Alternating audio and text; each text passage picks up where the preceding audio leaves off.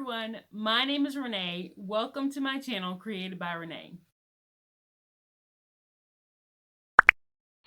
Today I am back with another video in my series on paper mache pulp. In today's video I'll be showing you how to make your very own paper mache pulp bowl. You heard right, you can make your own paper mache pulp bowl. This series is turning into an opportunity for you to benefit from my years of trial and error, and I am so excited about that. So, without further ado, let's get pulpy. For starters, we will need a bowl in your preferred shape or size. Plastic is best, and I'll show you why later. Next, we will need petroleum jelly. Just plain old basic petroleum jelly. And I'm not going to link it below because you can pretty much find petroleum jelly everywhere in stores and online. And I'm just using a generic one that I found locally. First, you're going to thoroughly coat the inside of your bowl with petroleum jelly. Be sure to get the bottom, the rim, the entire inside. And when you think you've coated it all, go back over it again, and you'll see why later.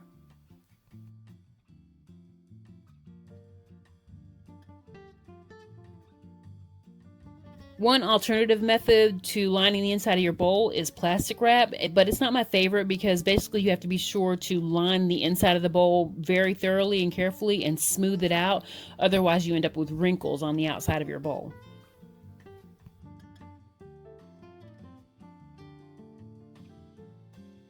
If you haven't watched my video on how to make this paper mache pulp, I will link it here in this video so you can go take a look before you watch this one. Now it's officially time to start layering the pulp into your bowl. As I mentioned in a previous video, it is worth your time to spend some time tossing the pulp back and forth first, even though you've already kneaded the pulp in the bucket. This is an extra step that will help your pulp be smoother as it's drying, so I highly recommend it.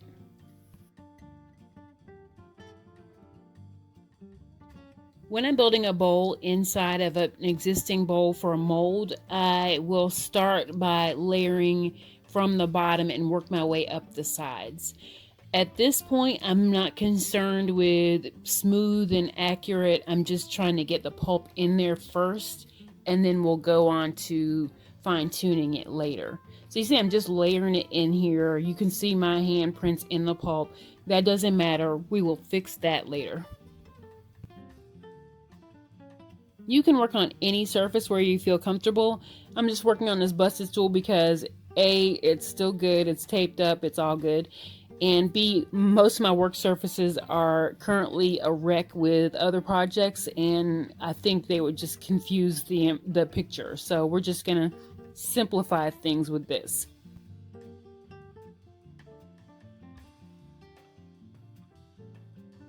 For molds, I have actually used every type of bowl from wood to plastic to metal. I've even used an old wok. And you can use any of those types of bowls to build your paper mache bowl in. But I recommend the plastic, maybe especially for your first time, because plastic had a little give to it. So when you're trying to release your bowl from the original mold, it's easier for you to pull it out.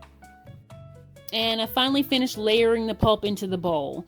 You may notice that the pulp is pretty thick and it's not smooth at all. I've got the solution to that in the next step.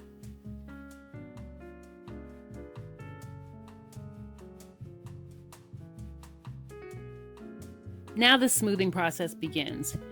I usually wait a day or so for the pulp to sort of settle and start the drying process before I start smoothing, because it's easier to smooth it when it's not as wet and gloppy. As I use my fingers and my fists to smooth the pulp out, it sort of migrates out of the top of the bowl around the edge, and then I'll start to pull off the excess as I press it out of the bowl. Because basically I want to smooth out the walls of the bowl and thin them out and try to get them uniform. So you can see where I'm sort of pounding it and smoothing to try to make sure all the bowl is a uniform thickness all the way around. Okay, so just a side note, this video has been chopped big time, so you don't have to sit through the whole smoothing process because it does take me some time to smooth. I like to get it. You see how that texture is pretty different from how it was when I started smoothing it. Now the big secret. Well, it's not exactly a secret, but it is something that I stole from my time years ago dabbling in ceramics, and that is slip. If you're familiar with ceramics at all, you know slip is basically a mixture of clay and water that is used to smooth clay. Especially when you're joining pieces together, you need slip to help them stick. So basically I stole that idea years ago and started using a glue and water mixture to make my own slip for paper mache pulp. I just mix glue and water until it's about the consistency of milk, and that helps big time in smoothing.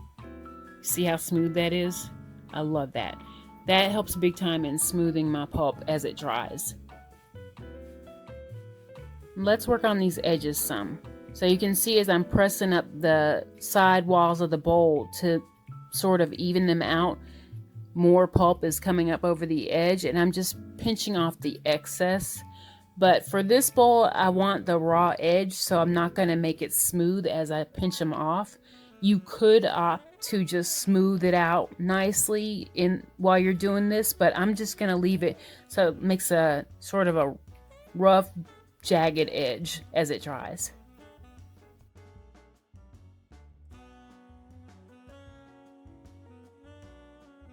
Now, 2 to 3 days later, depending on your climate, this is what you get.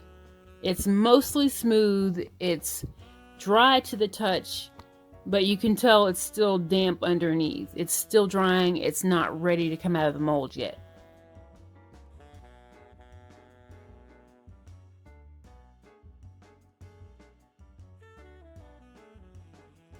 So let me just show you the consistency of this pulp at this phase. You can still press it. If you can still do that and get that indentation, then you don't want to pull it out of the mold because it'll just jack up the outside. And there she blows. This is basically just a simple rolling cart that I keep most of my paper mache supplies on, including my paper mache pulp bucket that you might have seen in my previous video, my gallon jugs of glue, some empty ones filled with water, my water sprayer, there's my slip bucket, and here's our bowl, mostly dry, ready to come out of the mold.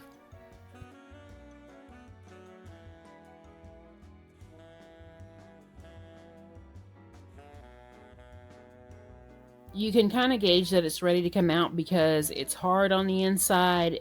You can't press anything.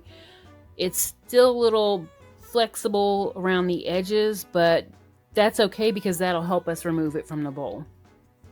Now I'm just gonna carefully try to remove this without damage. Oh no! Actually, no, I'm just kidding. That happens every so often. It's not a big deal. It's fixable, relatively easy to fix, and I'm gonna show you how to do that.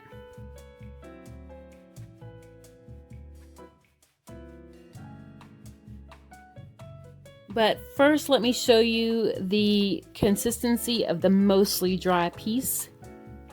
Yes, it's a little pocky. That's typical of paper mache pulp, but it's really pretty and it will take paint very well.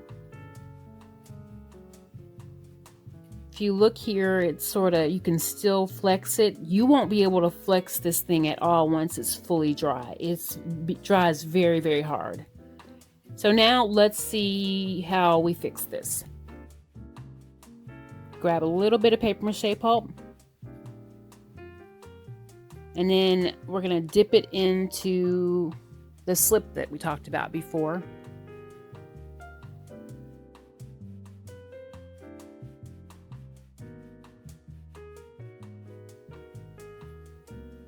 So I basically just blend the paper mache pulp with the slip, mix it up really nicely, and then spread it onto the damaged area just like you would spackle on a wall.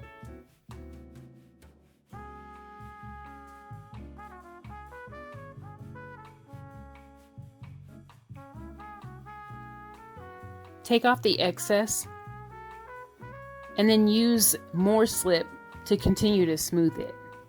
If you haven't already, please take a moment to like and subscribe. It would be a huge help to me as a new YouTuber.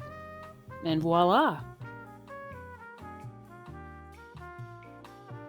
Now, paper mache can tend to shrink and warp as it dries, so I'm going to rest this bowl on the outside of its mold and let it dry like that so that it doesn't warp and lose its shape. Oh, and there's another spot I'm going to fix.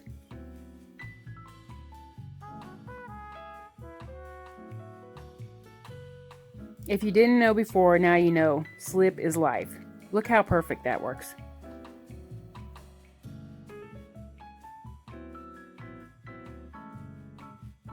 And your bowl is officially dry. Check it out. You get a sort of stone look as the final result, and some people like to leave it like that. It could work perfectly well without painting it. See how hard this is? This is a customer's bowl, but hey, why not? We talked earlier about edges, and I really like the raw finish on this edge, so I often use it like this. You could absolutely sand the edges smooth using, say, a rotary sander like mine. I'll link that below. Or you could use fancy scissors to cut the edge if the bowl is a thin enough, small enough bowl, like this one. I also love the look of fabric covered edges or stitched edges. And that's your paper mache pulp bowl. I hope I made this fairly easy and clear and you feel like you could do this yourself. These are examples of different bowls that I've created with this exact mold. There are so many different ways you can go with this. The main thing is get creative and have fun with it. If you do actually do it yourself, let me know in comments how it went, what you would change, how you might embellish it or paint it. If you enjoyed this video, please remember to hit the like button and subscribe and hit the bell button for notifications because I have a bunch of additional videos on this topic and other creative topics coming up soon. So I'll see you soon. By creating an imaginary picture. Usually it's something that moves.